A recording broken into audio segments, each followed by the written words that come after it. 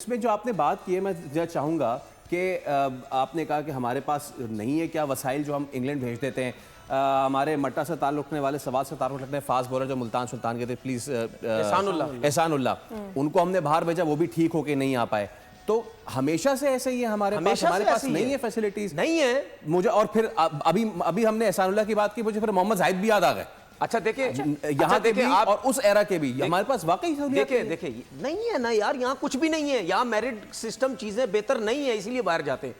उसके बाद हमारे पाकिस्तान के इस टाइम जो 5-6 लड़के हैं ना, जैसे खुरम शहजाद की बात कर दूं, नसीम शाह की कर दूं, शाहीन अफरीदी की कर दूं, ठीक है, उसके बाद शाहनवाज धानी की कर दूं, ठीक है, ये शाहीन शाह अफरीदी हो गए। ये 5-6 लड़के जो है ना, इवन नसीम शाह, ठीक है, इनके जो एक्शंस में काम होना है, इनकी छोटी छोटी चीजें बेहतर होनी है, इनके रनर्स पे काम होना कौन करता है यहाँ पे? इसीलिए तो लड़के अनफिट हो जाते हैं। आमिर जमाल का इतना बड़ा फॉल्ट है, वो सही नहीं कर रहा। उसकी रीजन ये है, सब ने लेवल 3 लेवल 4 कोचिंग कोर्सेज करके, ठीक है, दिखा दिया जी हमने कोचिंग कोर्सेज किए में, काम किसी को भी नहीं आता है। मैं आपको सही बता रहा हूँ, किसी को काम नहीं आता।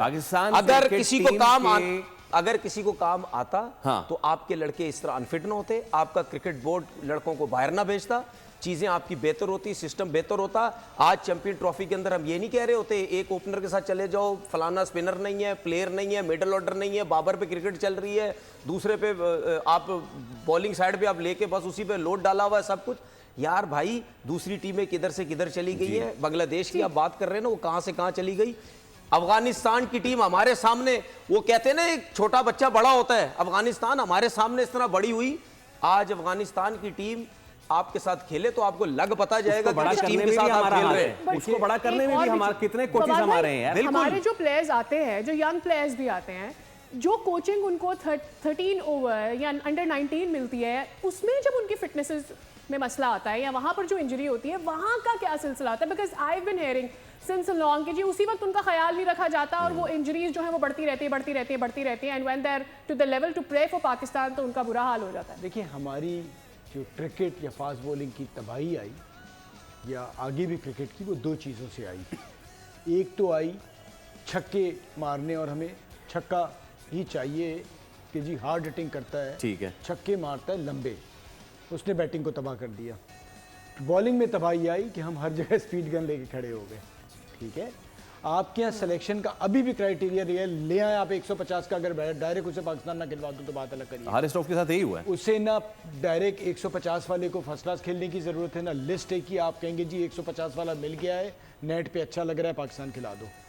आपने अपना कोई सिस्टम नहीं रखा। फिर उस 150 की वजह से क्या बात हुई, तो वो जो 135 से 40 वाले कंट्रोल से बॉल करने वाले बॉलर थे, वो ख़त्म होते गए, क्योंकि आपने सिलेक्शन में नेट पे नज़र आता है, पीछे मारता है, तेज़ है, आपने उन लड़कों को पीछे करना शुरू कर दिया। तो ये तबाही ऐसे नहीं शुरू हुई।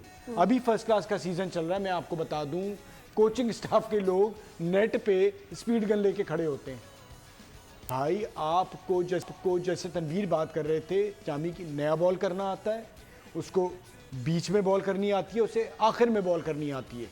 उसको हम उर्दू ज़बान में क्रिकेट खेलते सीखते थे ना, 2 लफ्ज़ बताते थे जो पुराने सिखाने वाले खिलाने वाले होते थे। इसको गेंद करनी आती है, इसको बारी लेनी आती है जी। ये वो चीज़ें होती थी। और जब से आपने ये सोशल मीडिया का ड्रामा शुरू हो गया कि जी 150 का मिल गया, क्या करेंगे 150 का?